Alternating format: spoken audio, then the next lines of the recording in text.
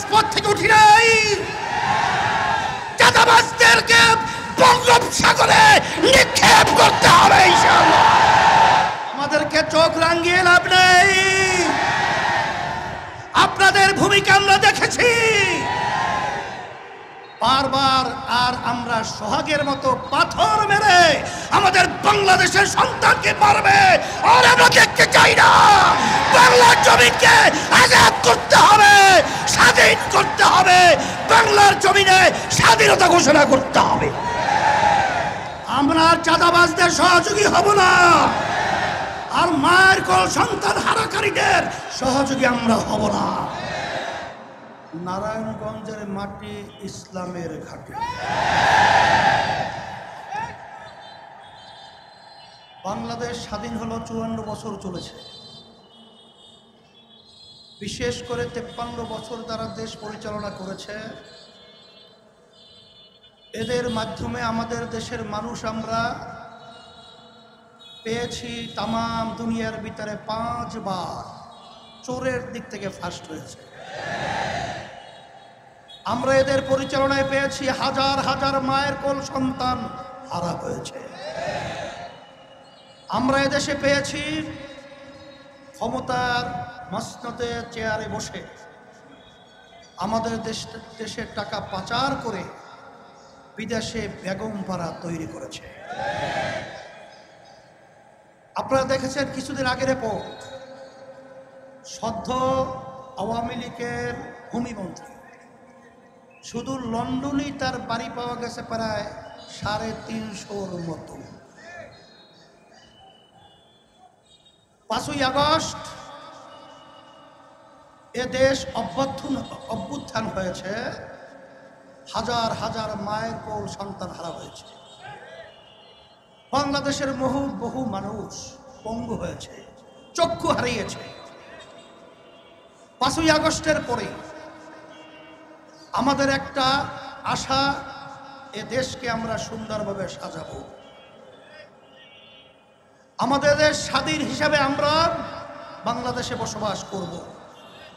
কিন্তু দুঃখ সহকারে বলতে হয় 5ই আগস্টের পরে একদল ক্ষমতা প্রেমিক ক্ষমতা যাওয়ার জন্যে আমাদের দেশকে প্রতিটা ক্ষেত্রে অশান্তির আগুন ধাউ ধাউ করে শুধু জ্বালিয়ে রাখছে, নিভাবার মতো সুযোগ পাচ্ছে না। আমি বিশেষ করে বলবো যারা ক্ষমতা প্রেমিক রয়েছেন, সদ্য 5ই আগস্ট জুলাই 1 বছর সবেমাত্র হয়েছে। এখনো যদি আপনারা চাঁদাবাজি বন্ধ না করেন, এখনো যদি খুন খারাপি বন্ধ না করেন, এখন আমরা রাজপথ থেকে উঠি নাই, চাঁদাবাজদেরকে বঙ্গোপসাগরে নিক্ষেপ করতে হবে ইনশাআল্লাহ।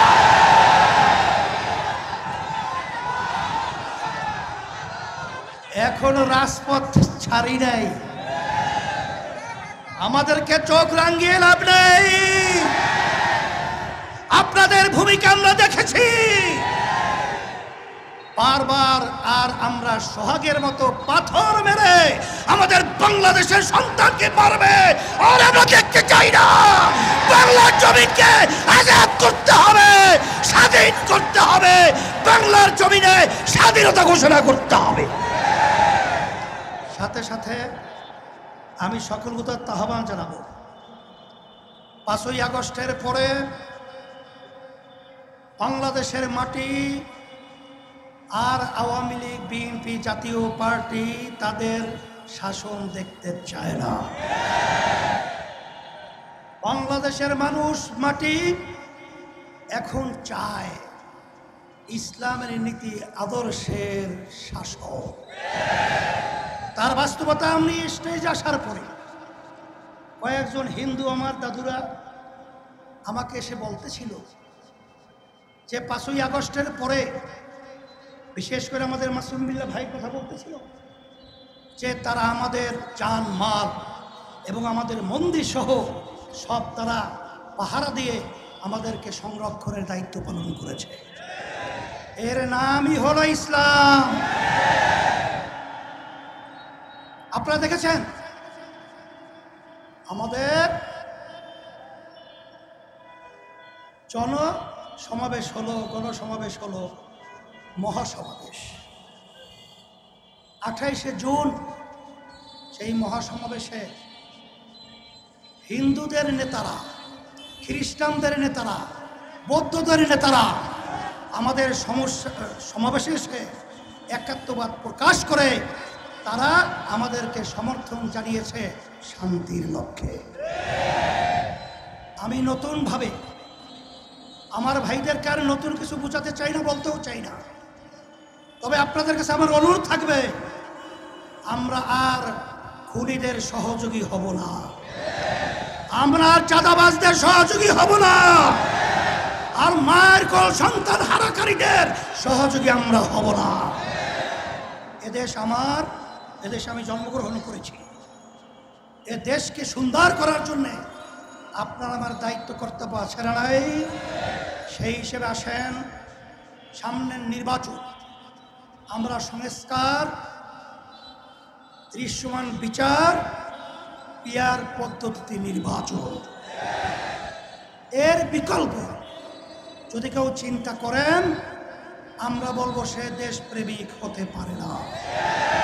সেই হিসাবে আপনাদের সকলকে আমি ধন্যবাদ জানাচ্ছি। আজকে আপনারা যেভাবে বড় সমুদ্রের মতো আপনারা উপস্থিত হয়েছেন, আমি দেখে খুশি হয়েছি। আমরা যেন সব একাকার হয়ে দেশের পক্ষে, ইসলামের পক্ষে, মানবতার কল্যাণের পক্ষে আমরা যেন কাজ করতে পারি, আল্লাহ তৌফিক দান করুন। রব্বানা আতিনা ফিদ দুনিয়া হাসানা ওয়া ফিল আখিরাতি হাসানা ওয়া কিনা আযাবান নার বিরহমাতিকা।